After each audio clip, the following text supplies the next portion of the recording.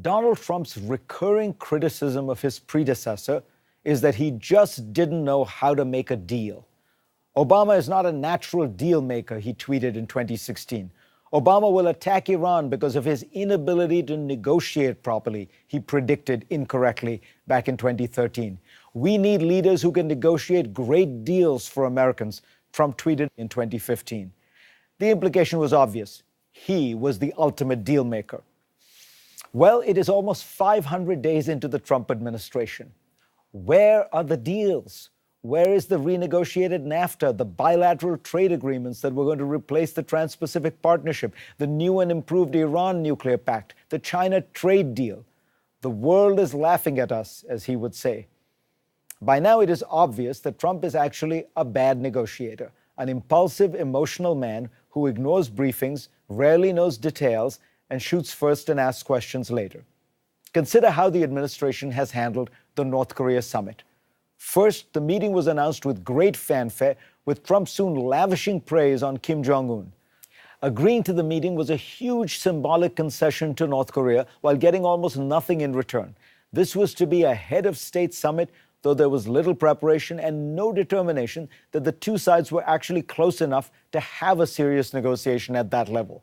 Trump got excited enough to start hyping the prospects for a breakthrough agreement despite little evidence of any movement in the North Korean position.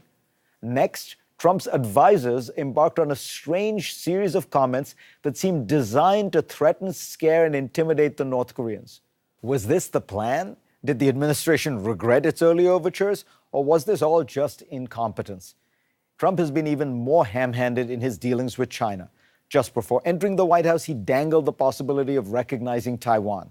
Beijing quickly shut down contact with the U.S., and humiliatingly, Trump had to walk back his comments in a phone call with President Xi Jinping.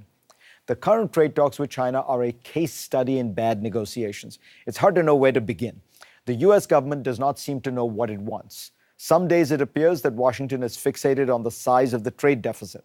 Other days it focuses on technology transfer and the theft of intellectual property.